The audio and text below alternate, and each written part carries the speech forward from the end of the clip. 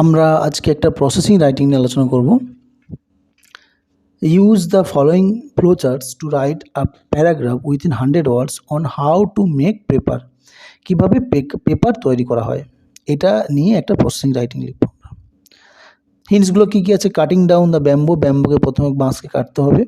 Making pulp, সেগুলোকে সজা তৈরি করতে হবে। অ্যাডিং কেমিক্যাল যোগ করতে হবে। রোলিং ইন্টু সিটে প্রত্যেক সিটে তাদেরকে গোল গোল করে ভাগ করতে হবে। অ্যাডিং কালার ব্যবহার করতে হবে। রং অ্যান্ড ড্রয়িং শুকনো করতে হবে। রেডি ফর ইউজ, তারপর ব্যবহারের জন্য প্রস্তুত। তো আমরা তিনটে এখানে হেডিং দিলাম বা টাইটেল দিলাম, তোমরা যে কোনো একটা টাইটেল এখানে ইউজ করো।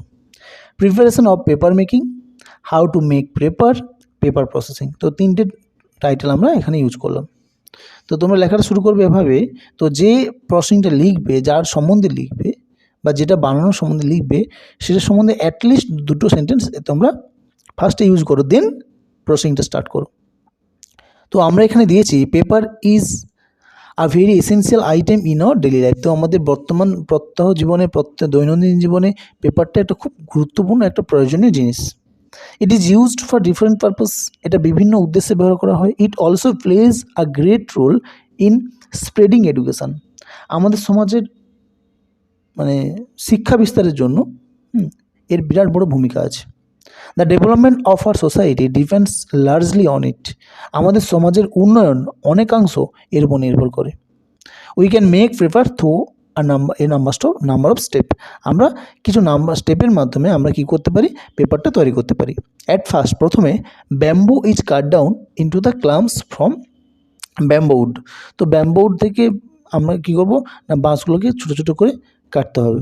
দেন they are clean and cut into small piece, এবং সেগুলোকে পরিষ্কার করে এবং ছোটো ছোটো পিসে আমরা ভাগ করে নেব।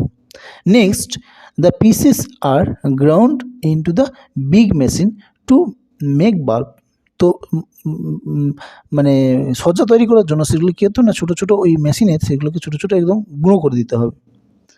তারপর chemicals are added to make it soft and white, এবং কেমিক্যাল ব্যবহার করতে হবে সেটাকে খুব নরম এবং সাদা করার জন্য। নাও দ্য সফট বাল্ব, এই নরম যে সজ্জাগুলো ইজ রোল ইন্টু সিট, সেগুলোকে গোল গোল করে সিট করতে হয়। তারপর the required colour is added to the paper sheet to make it colourful. তো প্রয়োজনীয় কালার আমরা রং ব্যবহার করব, যেভাবে যে কালারে করতে চাইছি পেপারটা, সেভাবে প্রয়োজনীয় আমরা রংটা ব্যবহার করব এটা কালারফুল করার জন্য।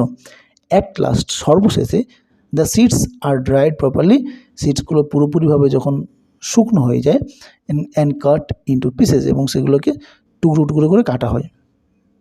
ইন দিস ওয়ে, ঠিক এইভাবে দ্য পেপার ইজ কমপ্লিটেড, পেপারগুলো তো রেডি হয়ে যায় তৈরি করা। Finally the paper is now ready to use, এবং শেষ পর্যন্ত কী হয়, পেপারগুলো ব্যবহার করার জন্য একদম রেডি বা প্রস্তুত হয়ে যায়। ওকে, থ্যাংক ইউ।